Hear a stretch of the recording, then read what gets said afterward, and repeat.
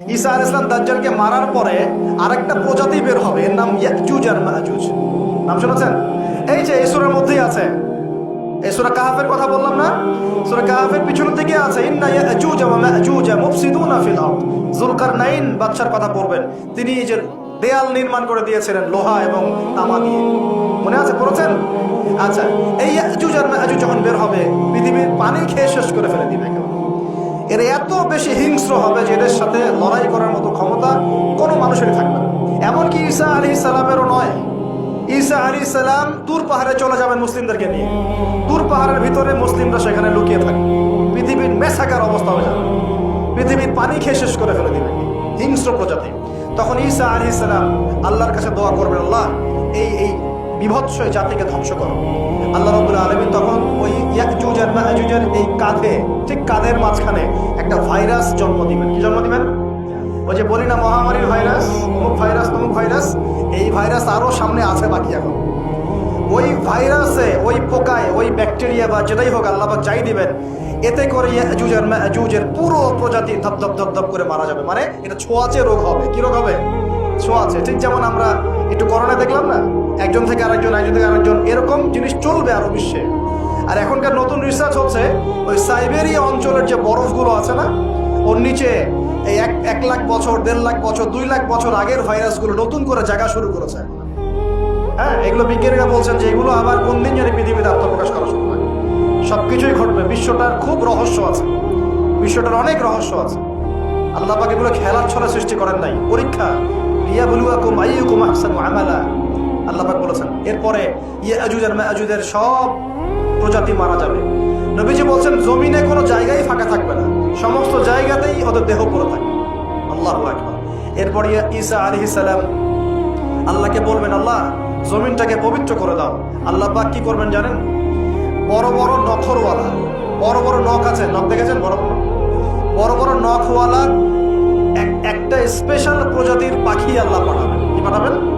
পাখি। এটা কোন পাখি, কি নাম আমরা জানি না, মহাবিশ্বের কোন জায়গা থেকে আসবে তাও জানি না, পৃথিবীতে আসে কিনা তাও জানি না, আল্লাহ পাঠাবেন।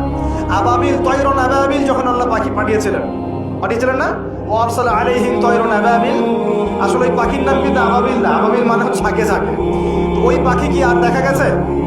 ওই রকম করে পাথর কেউ নিক্ষেপ করেছে? ঠিক এরকম করে বিশ্ববাসীরা দেখবে একটা ডালিমের নিচে একটা পরিবার আশ্রয় নিতে পারবে। এত স্পেসিফিকলি বলা হয়েছে হাদিসগুলোতে। নবী সাল্লাল্লাহু আলাইহি ওয়াসাল্লাম বলেছেন যে 10 জন ঘোড়সওয়ার, কয়জন ঘোড়সওয়ার? 10 জন ঘোড়সওয়ার বের হবে ইমাম মাহদির সময়, যারা খোঁজ নিতে যাবে যে দেখি দাজ্জাল বের হয়েছে কিনা। ঘোড়ায় করে খোঁজ নিতে যাবে, দেখি দাজ্জাল বের হয়েছে কিনা। ওই 10, নবীজি বলছেন আমি ওই 10 জনের নামও জানি, ওদের বাবার নামও জানি। সুবহানাল্লাহ। এত স্পেসিফিক জ্ঞান দেওয়া হয়েছে আল্লাহর পক্ষ থেকে নবী সাল্লাল্লাহু আলাইহি ওয়াসাল্লামকে। তার হাদিস থেকে বলছি ডালিমের নিচে পরিবার আশ্রয় নিতে পারে। তো অনেকে হয়তো হাসবে, কি বলে একটু উল্টা পাল্টা করে, তাই না? নাস্তিকরা মনে করতে পারে যে হাসবে, আর হাহারি একটু রেখে দেবে। এখন মানুষ ফেসবুকের মতো চিন্তা করে, ফেসবুকের মতো হাসে, ফেসবুকের মতো কাঁদে। মানুষ এখন রোবটিক হয়ে গেছে আর কি। ঠিক আছে? আচ্ছা, তো এরপর কি?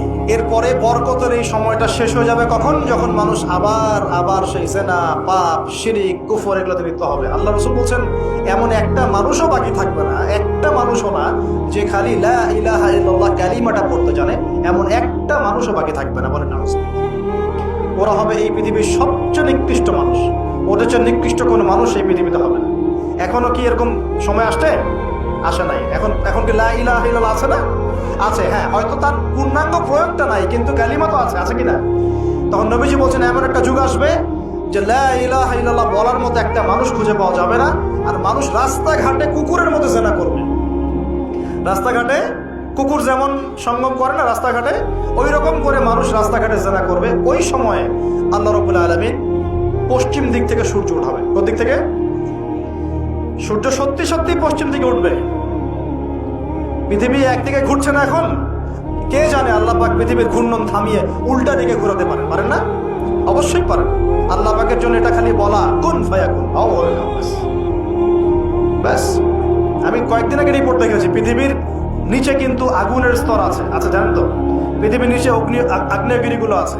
পৃথিবীর ভিতরেও একটা ঘূর্ণন হয়, সেই ঘূর্ণনের দিক পরিবর্তন হচ্ছে দিন দিন, এমনটা রিপোর্ট এসেছে।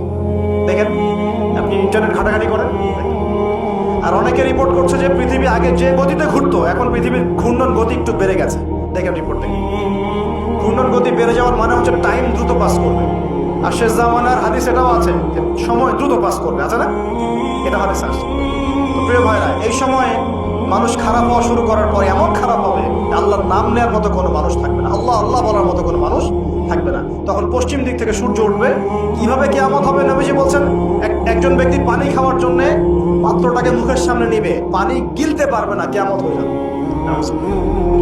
إذا وقعت الواقعة ليس لوقعتها كاذبة القارعة ما القارعة وما أدراك ما القارعة আছে না? عما يتساءلون عن النبأ العظيم। কত সূরা আছে কিয়ামত সংক্রান্ত, পুরো দেখেন। إذا زلزلت الأرض زلزالها وأخرجت الأرض أثقالها إذا الشمس كورت وإذا النجوم انكدرت। এই সূরাগুলো পুরো দেখেন। আম্মা পারার শেষ পারাটা, যেটা 30তম পারা, এর সূরাগুলো পড়ে দেখেন, কিয়ামত চোখে দেখতে পারবেন ইনশাআল্লাহ। সিংহায় ফুঁক দেওয়া হবে। আল্লাহ পাকের ফেরেশতার এত ক্ষমতা আল্লাহ দিয়েছেন, একটা ফুয়ে পুরো মহাবিশ্ব ধ্বংস হয়ে যাবে ইনশাআল্লাহ। চারটাখানি কথা নাকি? দ্বিতীয় ফুৎকারে আবার সবাইকে জীবিত করা হবে। এবং এই যে দুনিয়ার জীবনটা আমরা কাটাচ্ছি, এই 30, 40, 50, 60, 100 বছরের জীবন, এই জীবনের এক একটা হিসেব আল্লাহর সামনে দাঁড়িয়ে সেদিন দেওয়া লাগবে। অতএব এই দুনিয়ার জীবনটাতে প্রস্তুতি গ্রহণ করি।